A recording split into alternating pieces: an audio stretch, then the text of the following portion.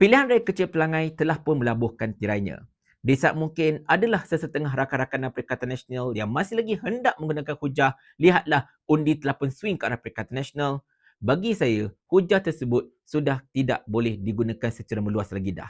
Tidak boleh dibanggakan lagi. Sebab kalau anda tanya saya, keputusan PRK semalam adalah tidak memuaskan. Perikatan Nasional sepatutnya boleh melakukan lebih baik berbanding itu. Kita intro dulu.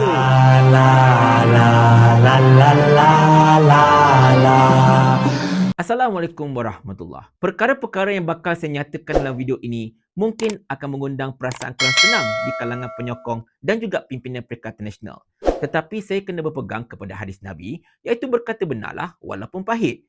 Jadi inilah saya cuba untuk menyampaikan perkara yang benar kepada anda, wahai Perikatan Nasional, supaya anda dapat meneliti dan juga menyelaminya. Semalam telah pun berlangsung pilihan raya kecil Dun Pelangai di Pahang yang terpaksa diadakan ekoran kematian penyandangnya, iaitu Johari Harun yang terlibat dalam nahas kapal terbang dekat Elmina baru-baru ini. Di mana kalau kita perhatikan tuan-tuan dan sekalian, ketika PRU yang ke-15 dulu, Johari telah berhadapan dengan serangan 4 penjuru, iaitu beliau sendiri yang mewakili Barisan Nasional menentang calon daripada Perikatan Nasional iaitu Cikgu Kasim dan juga Ahmad Wafiuddin Syamsuri dari Pakatan Harapan serta Isa Ahmad dari Parti Pejuang.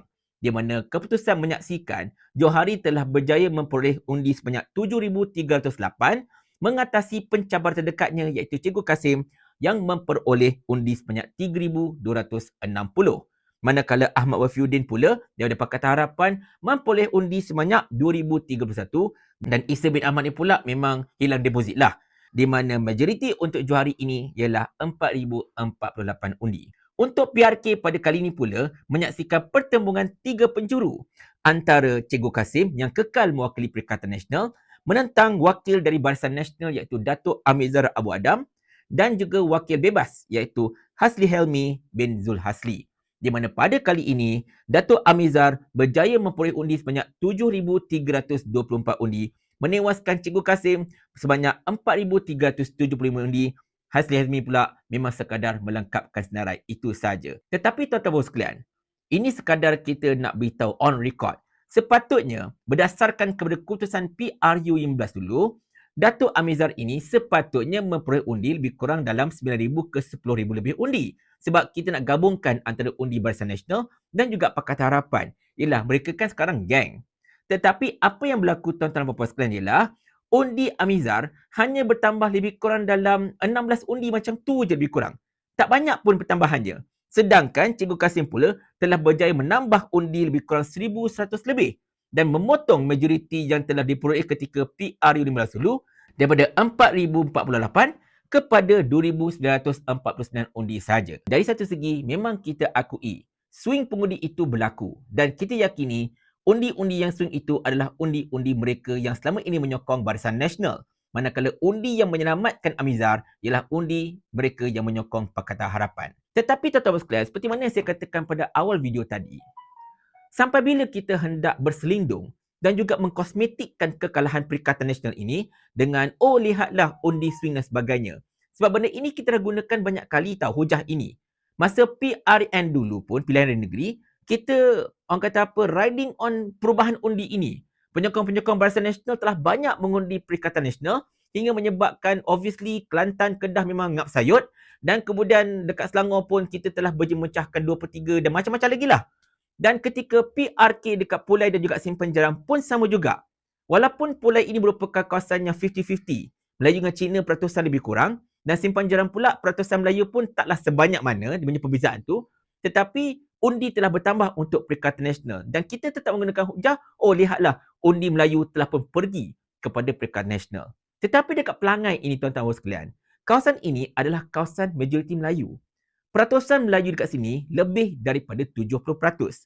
Jadi kalau kita nak gunakan sentimen orang Melayu dah mengundi Perikatan Nasional ini, sepatutnya dekat Pelangai ini kita tak ada masalah untuk menang. Sepatutnya dekat Pelangai ini Perikatan Nasional boleh buat lebih baik lagi berbanding hanya mendapatkan 4,000 undi lebih saja. Sebab kita nak riding on Melayu dah sokong PN kan. Tetapi yang berlaku ialah undi yang bertambah pun tidak sebanyak mana. 1,000 lebih undi sahaja. Manakala undi untuk Barisan Nasional tidaklah begitu terjejas sangat dan sebagainya. Jadi di sini tuan-tuan sekalian, ada banyak perkara yang kita kena bincangkan. Sebab kita tak nak Perikatan Nasional ini hanya kekal dengan sentimen Melayu menyokong PN dan sebagainya. Sebab kita lihat masa PRU16 dulu, memang Melayu menyokong Perikatan Nasional. Kemudian masa PRN pun sama juga. Undi Melayu ke arah Perikatan Nasional meningkat ke arah 84%. Tetapi bila dekat Pelangai ini, bila undi Melayu ni sepatutnya banyak, tengok-tengok kalah juga, itu memang merupakan satu isyarat yang jelas kepada pimpinan Perikatan Nasional betapa anda kena bekerja lebih keras lagi untuk menakluk hati dan juga minda para pengundi, tak kira kaum apa sekalipun. Sebab hujah-hujah berdasarkan sentimen ini hanya akan membawa anda ke satu tahap saja dan tidak akan lebih daripada itu.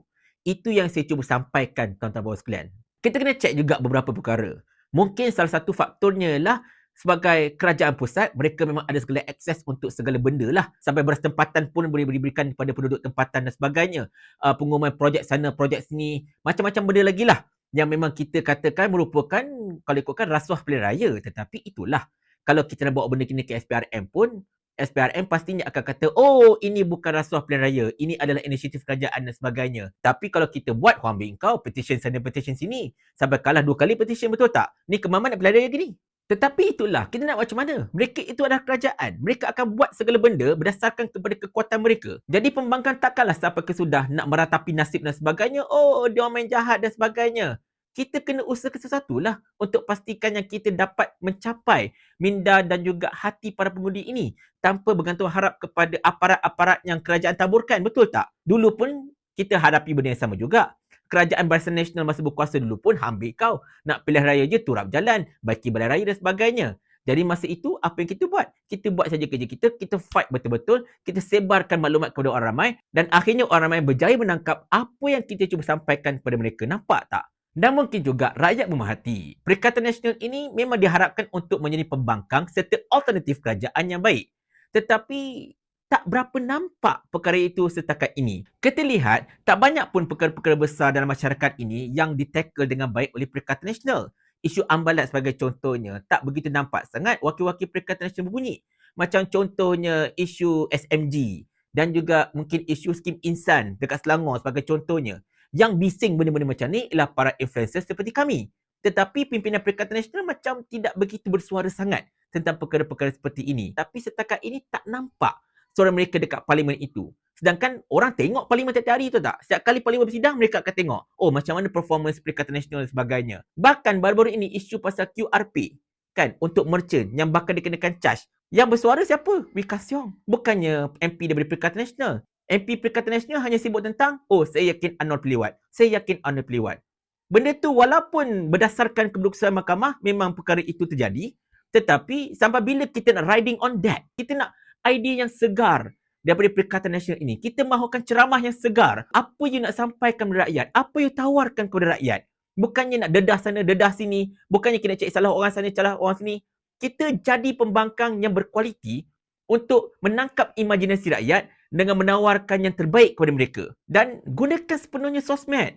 Ini kita tengok pimpinan Perikatan Nasional pun macam segan-segan je dengan sosmed. Nak pula minta maaf saya cakap dari PAS. Ustaz Afnan Hamimi, saya puji. Beliau banyak engage dekat sosmed.